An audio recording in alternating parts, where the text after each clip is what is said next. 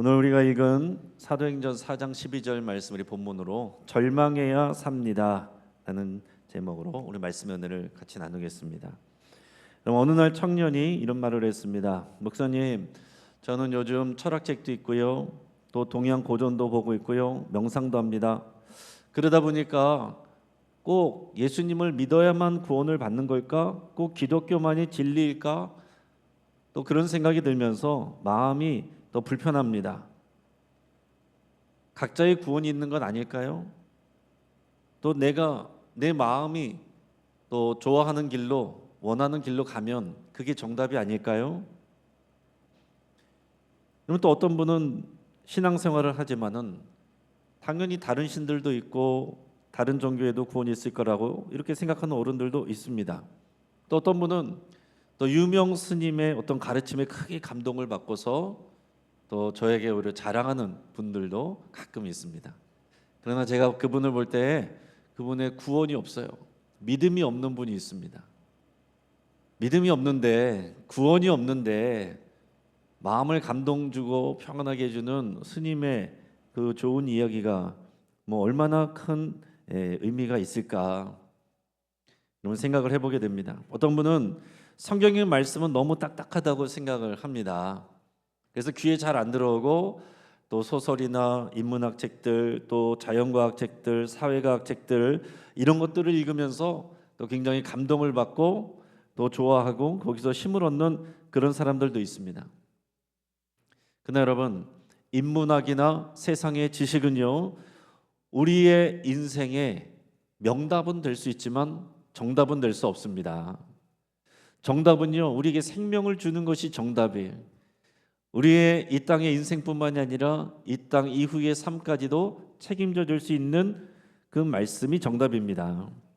다른 종교들은요, 좋은 가르침을 줍니다. 또 좋은 교훈들을 줍니다. 감동도 줍니다. 마음을 편안하게 해주기도 합니다. 그러나 우리의 인생을 정말로 책임지느냐, 우리의 죽음 이후를 책임져 주느냐, 그것을 확신하고 있느냐, 그것은 그렇지 않습니다. 그러면 다른 종교를 믿는 분들에게 가서 잘 물어보세요. 그분들이 알고 있는 진리란 무엇인가, 구원이란 무엇인가, 그 길을 확실히 아는가, 그리고 그 길을 가고 있는가, 그리고 구원에 확신이 있는가, 죽으면 구원받을 것을 확신하고 있는가, 한번 이렇게 분명히 물어보시길 바랍니다. 여러분, 그럼 과연 예수님만이 구원의 길이 맞습니까? 너무 편협하고 독선적이고 오만한 생각이 아닐까요? 이것이 오늘 이 시대의 질문입니다. 여러분, 이 세상의 모든 사람들은요, 구원을 원합니다. 하지만 구원에 이르는 길이 오직 예수 그리스도 한 길밖에 없다라는 이 성경의 선언은 사람들이 다 불편해합니다. 그럼 여러 가지 가능성 중에 하나로 이 복음을 받아들이고 말씀을 받아들이는 것은 사람들이 인정을 하겠지만은 예수님만이 구원의 길이다라고 선포하는 것은 받아들이기 불편해한다는 얘기입니다. 너무 오만해 보이고 독선적으로 보이고 편견에 사로잡힌 사람처럼 보이게 된다 하는 거죠. 여러분, 이 복음은 또한 특징이 있는데 반드시 절망을 거친 사람에게만 복음이 된다는 사실이에요. 이것을 여러분 꼭 기억하시길 바라고요. 그렇다면 왜 예수님만이 구원의 길인가? 또 왜 이 예수님의 구원의 길은 절망을 거쳐야만 발견되는 것인가 하는 것을 오늘 말씀을 통해서 함께 나눌 텐데, 여러분 이 말씀 안에서 여러분 확신을 가지시고 또 말씀으로 승리하시길 바랍니다. 오늘 본문은 사도행전 4장을 읽었는데요, 그 앞에 3장에서 어떤 중요한 일이 일어났습니다. 그게 뭔가요? 성전 미문 앞에 안진뱅이가 앉아서 구걸을 하고 있는데 베드로와 요한 사도가 성전에 기도하러 가다가 그를 보고 불쌍히 여겼습니다. 자, 이때는 이미 예수님이 부활 승천하시고 난 다음이에요. 오순절 성령 강림 사건도 일어났고 이제 사도로서 활동을 하고 있는 이 초기이지만은 그때의 상황입니다. 자, 베드로와 요한이 이 안전뱅이를 보고서 긍휼한 마음으로 다가갑니다. 그랬더니 안전뱅이는 나에게 뭘 주려고 저러나, 그거를 기대하고 있었는데 베드로 사도가 그에게 이렇게 말하죠. 은과 금은 내게 없거니와 내게 있는 것으로 내게 주노니 곧 나사렛 예수 그리스도의 이름으로 일어나 걸어라 그러면서 손을 잡고 확 일으키니까 안진뱅이가 그 자리에서 벌떡 일어났습니다. 그리고 보니까 평생 동안 앉아 있었던 이 사람이 다리에 힘이 생기고 어느 순간 자신이 멀쩡해져 있는 거예요. 기적이 일어났습니다. 그 사람은 절망의 자리에 복음이 임한 거예요. 여러분, 안진뱅이의 그 삶을 한번 곰곰이 생각해 보시기 바랍니다.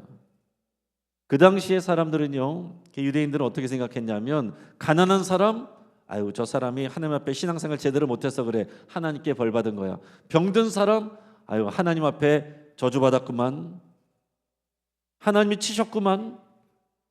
당연히 그런 생각들을 한단 말이에요. 그러니 안 그래도 힘든데 사람들은 그런 식으로 쳐다보고, 도대체 하나님은 나라에게 왜 이러실까 알 수는 없고, 그냥 하루하루 할 수 있는 것은 성전 미문 앞에서 구걸이나 하면서 살아가는 것, 그거밖에 기댈 것이 없습니다. 그래서 하루하루 절망 속에서 살아가면서 내가 몇 푼이나 더 받을까, 그 생각하면서 살아가는 절망 가운데 그 한 자리에 앉아있던 사람이 바로 이 안진뱅이였단 말이에요. 근데 이 안진뱅이에게 예수 그리스도의 이름을 선포하고 그가 복음을 만났습니다. 이 사람이 일어나서 안진뱅이에서 일어난 것 당연히 기쁜 일이고 그게 그에게 큰 복이었지만은 그가 그것으로 끝난 게 아니에요. 그가 성전으로 뛰어들어가서 뛰고 춤추고 하나님을 찬양하며 하나님께 영광을 돌렸어요. 그랬더니 사람들을 보면서 웅성웅성거리고 이게 도대체 무슨 일이야? 그랬을 때 베드로와 요한이 그 한가운데 서서 그 성전에 있는 사람들에게 설교를 했거든요. 설교의 핵심의 내용은 뭐냐면은, 너희가 죽인 그 예수 그리스도, 예수님이 바로 구약 성경에서 우리에게 약속해 줬던 그 메시아, 그리스도, 유일한 구원자, 바로 그분이시다. 그분은 죽었으나 부활하셨다. 이거를 담대하게 선포를 했어요.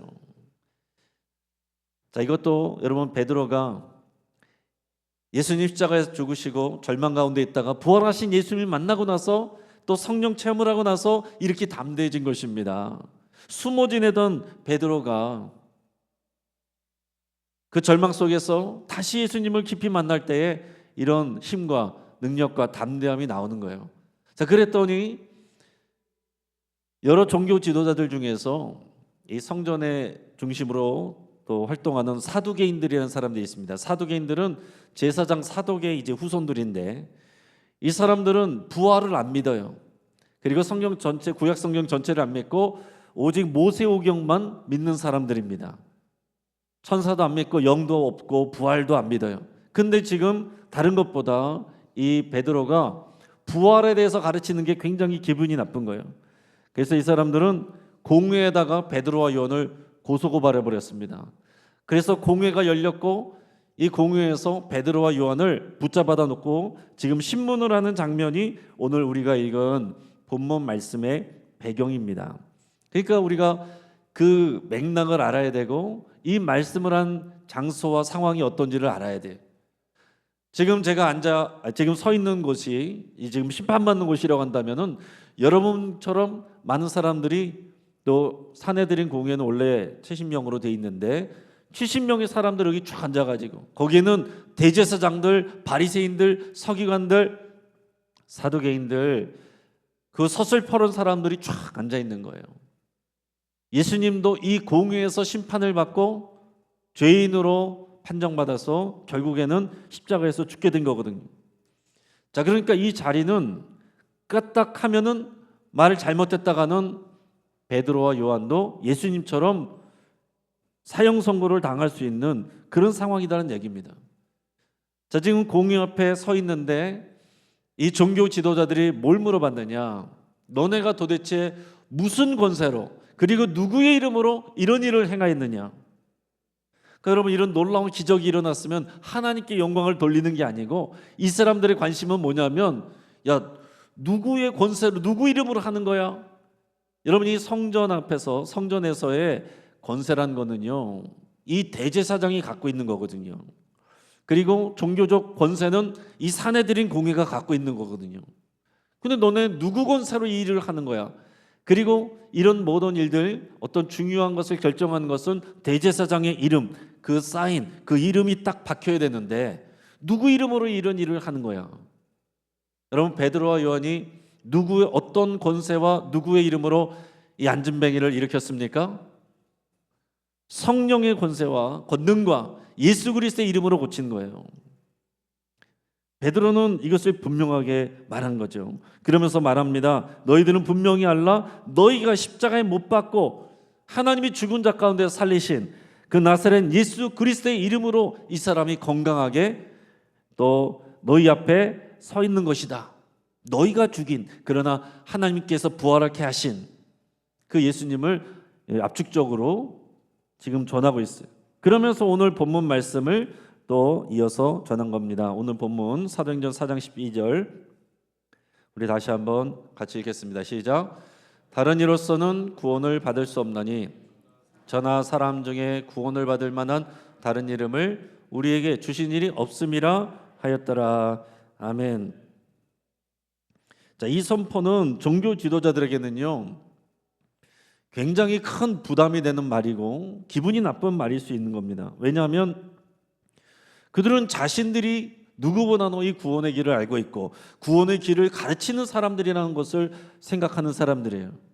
누구보다도 자기들이 의롭고 자기들이 의로운지 의롭지 않은지 거룩한지 부정한지 판단도 자기들이 다 한다고 생각을 하는데, 그런 자기들에게 자기들이 죽인 그 예수 그리스도 그 이름만이 구원의 길이고 구원의 이름이라고 선포하는 것, 지금 우리 교회 안에서 우리 그리스도인들에게는 은혜가 되는 말씀이지만 이 말씀을 듣고 있는 이 종교 지도자들은 속이 또 부글부글 하는 거예요. 화가 나고 기분이 나쁜 것입니다. 여차하면은 베드로와 요한도 죽일 수가 있는 거예요.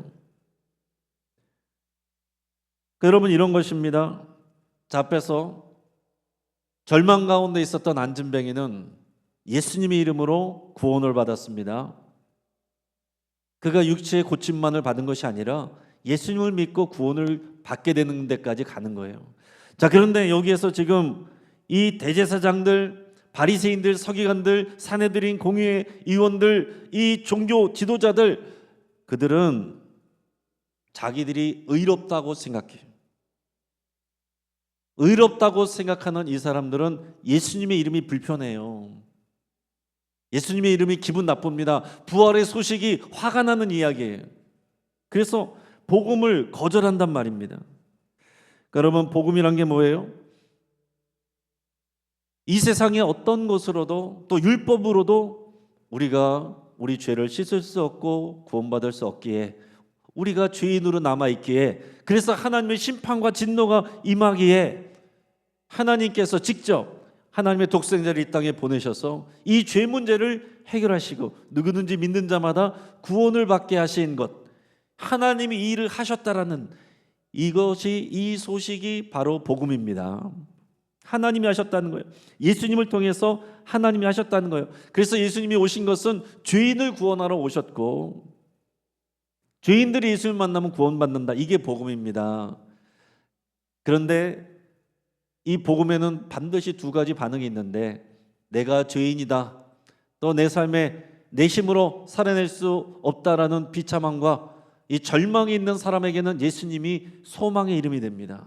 근데 이 대제사장들, 바리새인들, 사두개인들, 이런 사람들처럼 나는 거룩하다, 나는 의롭다, 우리는 힘이 있고 권세가 있다, 우리가 결정하면 다 된다, 이런 사람들에게는 복음이 불편한 거예요.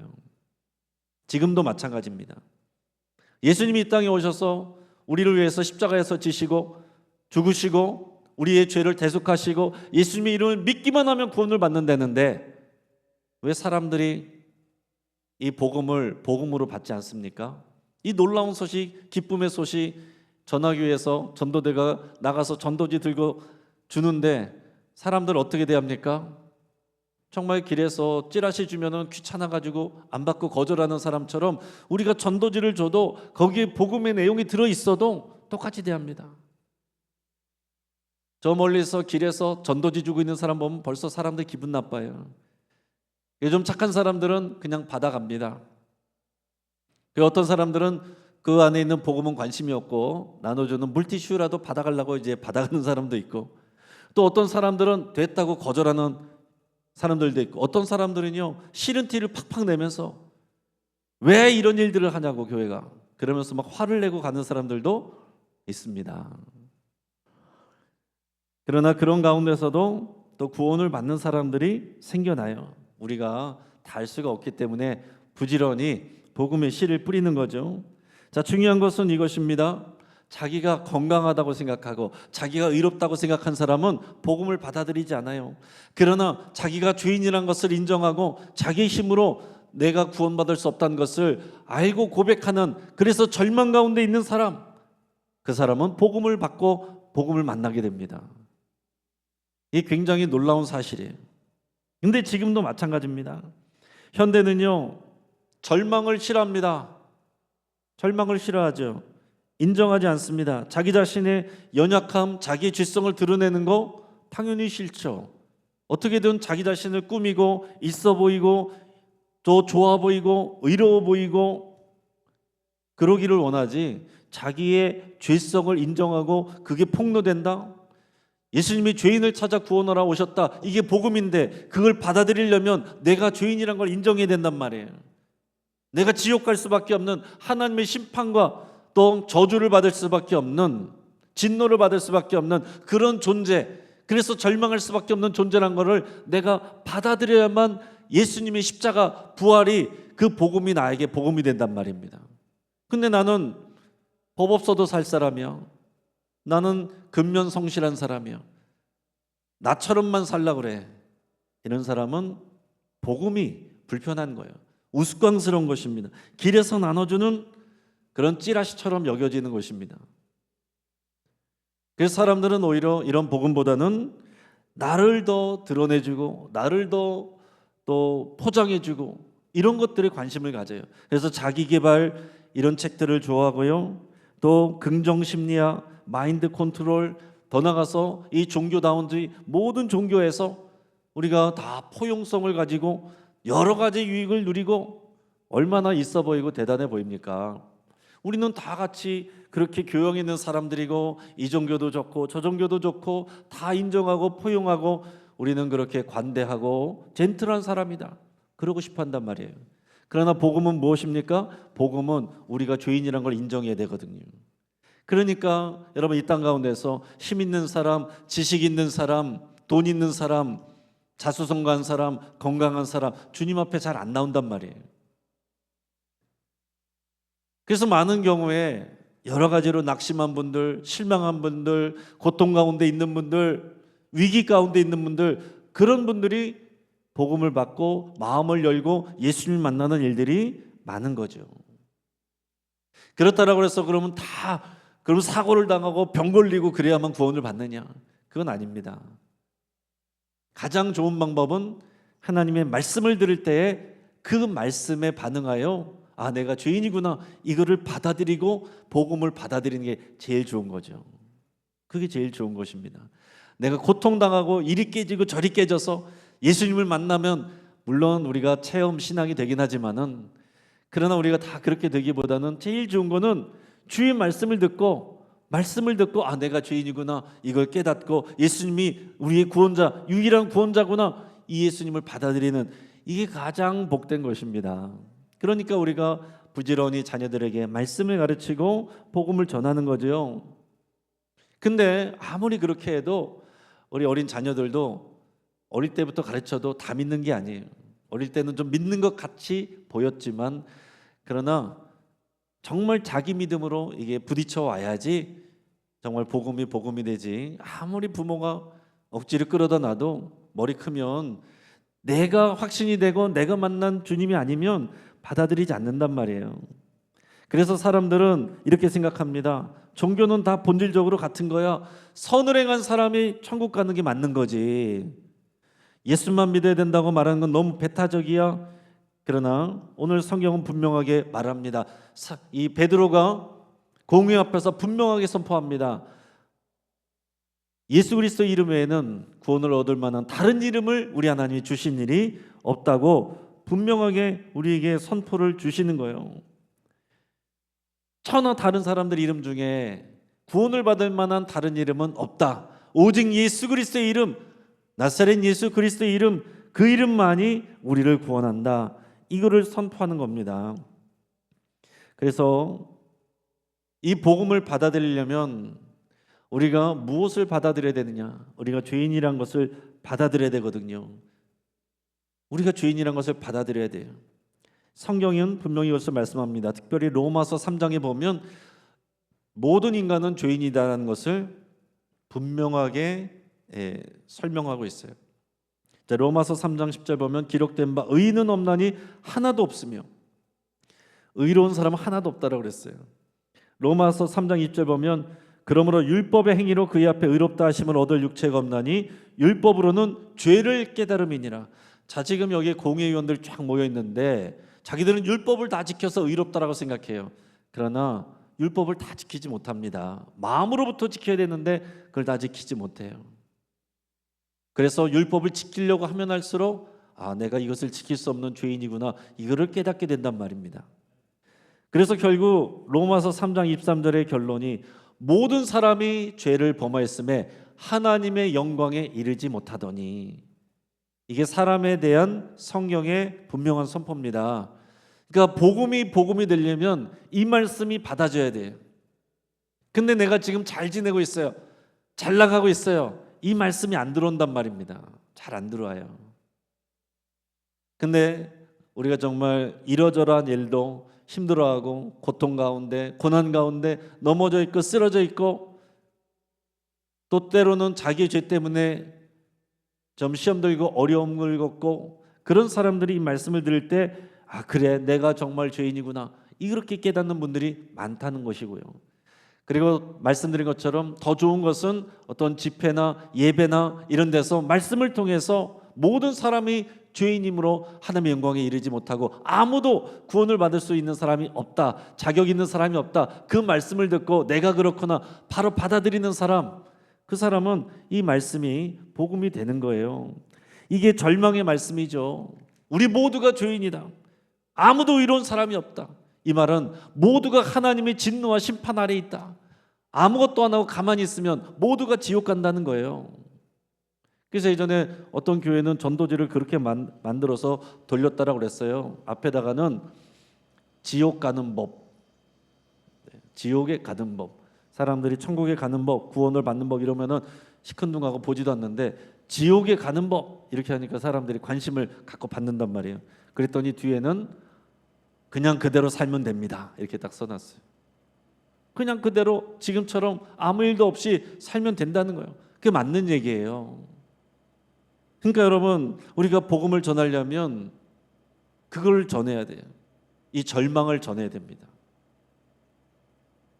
여러분, 철로역정에서도 보면요, 주인공인 크리스찬 씨가 이 십자가를 향해서, 그리고 구원의 시온 성을 향해서 나가게 되는데, 왜 나가게 됐느냐? 자기가 살고 있는 그 도시가 하나님의 진노가 임해서 죄로 인해서 장차 망하게 될 성, 장망성이란 것을 듣고 깨달았기 때문에 그래요. 그리고 자신이 지고 있는 이 죄의 짐을 벗고 싶어하는 그런 마음이 있었기 때문에, 구원을 받고 싶은 마음이 있었기 때문에 자기의 그 집을 떠나서 구원을 향하여 나가는 것입니다.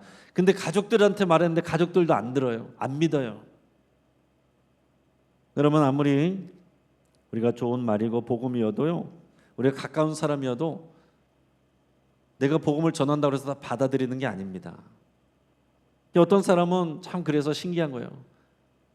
정말 이 사람은 착하고 복음을 잘 믿을 것 같은데 안 믿는 사람이 있어요.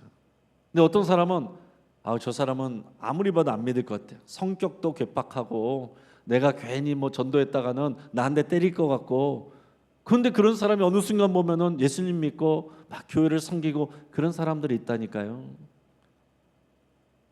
한 노숙인의 간증이 있었습니다. 한 노숙자가요, 이 기독교 TV에 나와서 자신의 삶을 간증을 했는데, 이분은 직장을 잃었어요. 그래서 차 안에서 생활합니다. 또 약물 중독에 걸리고 극심한 우울증에까지 걸려서 시달리고 있었습니다. 자살을 생각하면서 차 안에서 자기도 모르게 하나님이 계시다면, 당신이 진짜라면 나를 살려주십시오. 하나님을 드러내 주십시오. 이렇게 외쳤대요. 근데 그 순간에 바깥에서 우연처럼 어느 교회에서 교회 음악이 들려오더라는 거예요. 그러면서 이 사람은 그걸 자기에게 주신 하나님의 응답으로 받았습니다. 그러면서 이분이 교회 나가서 예수님을 영접하고 그리고 새로운 삶을 살게 됐어요. 직장도 생기고 집도 구할 수 있게 됐습니다. 그러면서 고백하면서 저는 이제 희망이 있습니다. 슬픈 과거는 지나갔습니다. 저는 이제 예수님을 전하는 삶을 살고 싶습니다. 이런 간증을 전한 분이 있었습니다. 근데 어느 한 예지만은 우리가 다 그런 사람들이죠. 절망 가운데 있다가 예수님 만나고 구원받고 변화된 사람이 바로 우리예요. 자, 언제나 이 복음 앞에는 두 가지 반응으로 나뉜다 그랬습니다. 예수님은 종교 지도자들, 대제사장들, 바리새인, 서기관들의 친구가 아니었어요. 예수님의 별명 중에 하나는 세리와 창기의 친구다 이거였습니다. 왜 그럴까요? 예수님이 세리와 창기를 유난히 좋아하시는 걸까요? 그게 아닙니다. 예수님을 환영하고 받아들인 사람이 세리와 창기였기 때문에 누가 봐도 자타가 공인하는 그런 죄인이었고 그들 속에서 절망 가운데 있는 그런 사람들만이 예수님을 복음으로 받아들였기 때문에 예수님이 세리와 창기의 친구가 되었던 것입니다. 예수님이 전한 말씀은 똑같이 들었지만은 종교 지도자들 그리고 내가 의롭다고 생각한 사람들 이 말씀을 듣지 않았단 말이에요. 그래서 여러분 오늘 이 사도행전 이 4장 12절 말씀은요 그냥 배타적인 말씀이 아닙니다. 가장 포용적인 말씀입니다. 왜냐하면 그 어떤 사람의 어떤 자격도 필요 없고 누구든지 예수의 이름을 믿으면 그 예수의 이름으로 구원받는다. 이것처럼 포용적인 진리의 말씀이 어디 있습니까? 여러분 성경의 말씀 복음은요 배타적인 말씀이 아니라 모든 믿는 사람들에게 열려있는 가장 포용적인 진리의 말씀이에요. 여러분 이 확신을 가지시고 또 이 복음을 살아내시고 복음을 전하실 수 있기를 바랍니다. 근데 구원을 받을 그 상황뿐만이 아니라 구원받은 이후에도 마찬가지예요. 구원받은 이후에 우리가 왜 시험에 들고 넘어집니까? 시간이 지나면 처음에 우리가 흘렸던 회개의 눈물이 말라버려요. 나를 자책하던 이 원통함이 사라지고 어느 순간 내가 주를 위해서 일한 나의 일들이 쌓여가면서 자신감이 차오릅니다. 그러면서 사람이 넘어지는 거예요. 내가 은혜를 떠나서 이 위험한 더 위기의 상황에 있는 증거는 자신감에 차 있고 다른 사람들을 판단한 것입니다. 우리는 절망 가운데 있는 죄인이었는데 예수님 때문에 그 이름으로 은혜로 구원받은 사람들이잖아요. 우리가 다 죄인입니다. 예수님 때문에 우리가 하나님 앞에 구원받고 의롭다라고 여김을 받는 것이지 아무도 의로워진 사람이 없어요. 이것을 잊어버리는 순간 우리는 다 시험에 드는 겁니다. 또 다른 사람들을 시험에 들게 하는 겁니다. 자, 베드로 지금 사도가 이 복음을 전하니까 베드로 사도 한번 생각을 해보세요.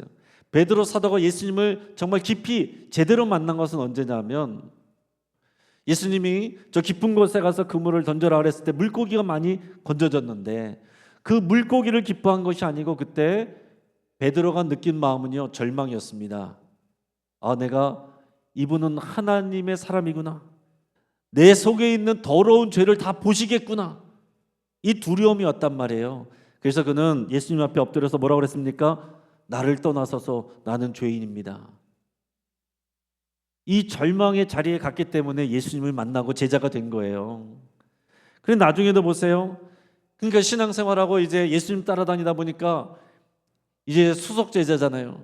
예수님이 항상 데리고 다니고 자기가 대장 노릇하다 보니까 어느 순간 이 자신감이 차올랐습니다. 다른 사람들이 예수님을 다 버릴지라도 저만큼은 예수님을 버리지 않겠습니다. 근데 어떻게 됐습니까?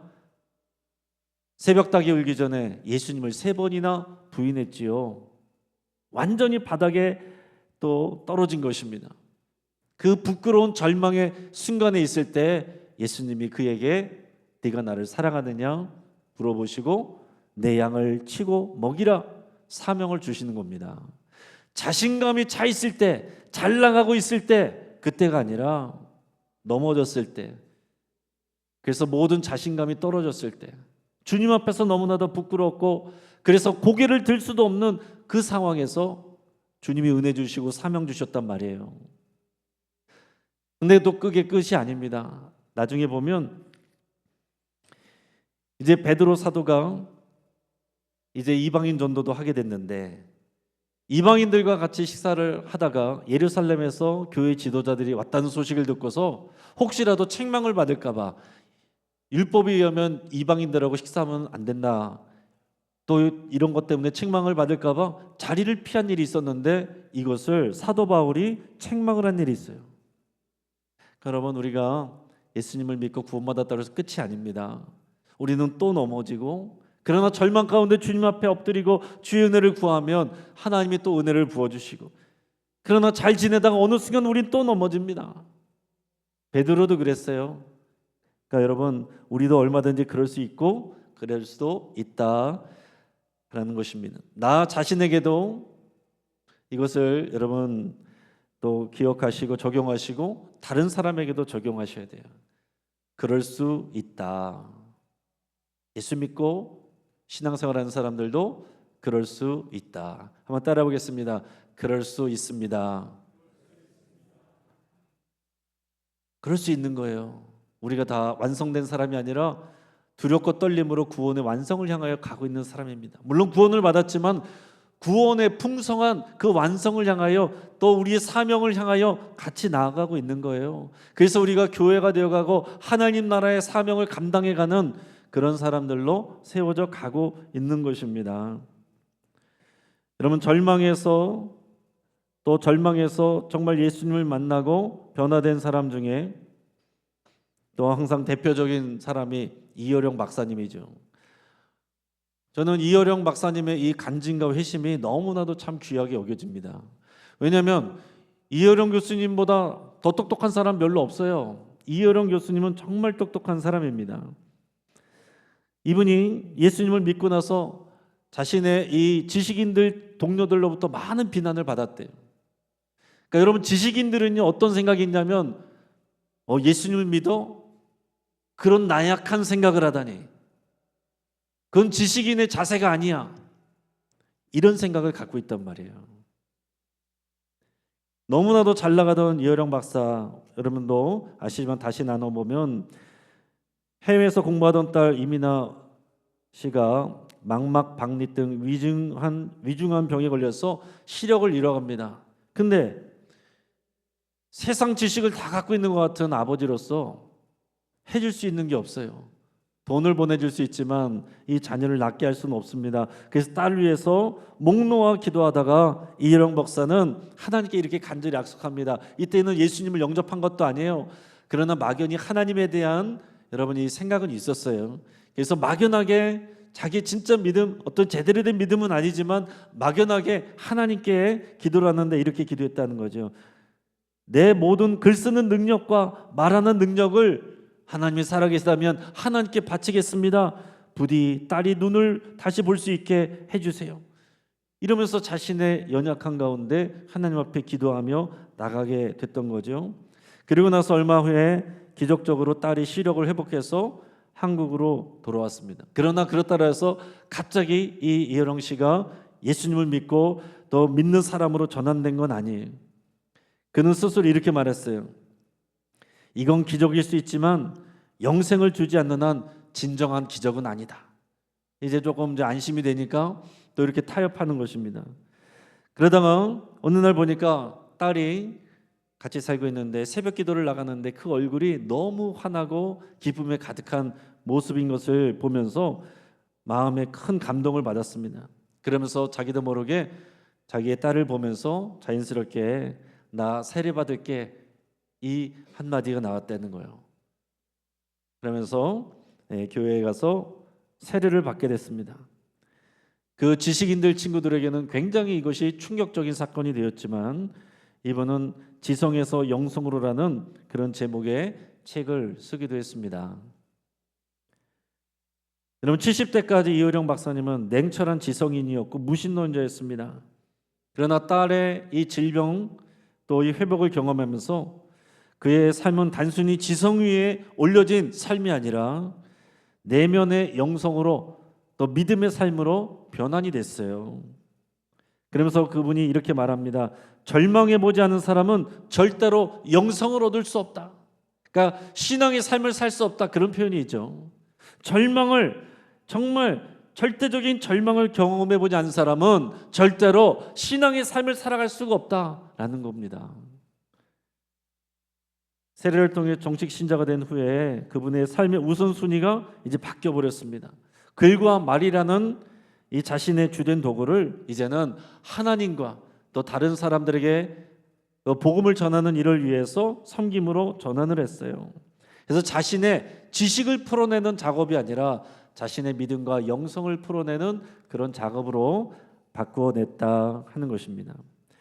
여러분, 다른 이로서는 구원을 얻을 수 없나니 천하 인간의 구원을 얻을 만한 다른 이름을 우리에게 주신 일이 없음이니라. 아멘. 뒤집어서 말하면 천하 인간의 구원을 얻을 만한 그 이름이 예수 그리스도이시고 그 예수 그리스도가 우리 안에 있습니다.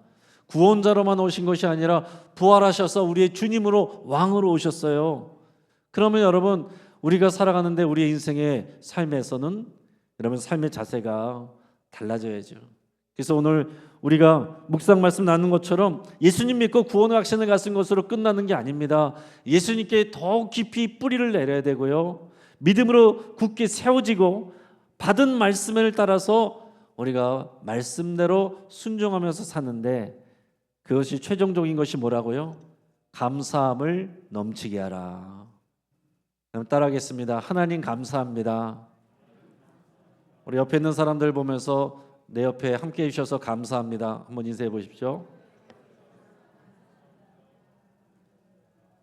여러분, 이런 단순한 믿음과 순종 외에는 우리를 믿음의 삶으로, 승리의 삶으로 이끌어갈 것이 없습니다. 오늘 비록 무더운 폭염이지만 또 믿음 가지고 소망 가지고 나오신 여러분들 주의 이름으로 축복하고, 구원을 얻을 만한 그 이름, 또 하나님의 나라를 완성해 나가시고 구원 역사를 이루어 가실 그 이름이 우리 안에 있음으로 인하여 여러분 소망 가지시고 승리하시기를 주의 이름으로 축복합니다. 같이 한번 기도하겠습니다. 하나님,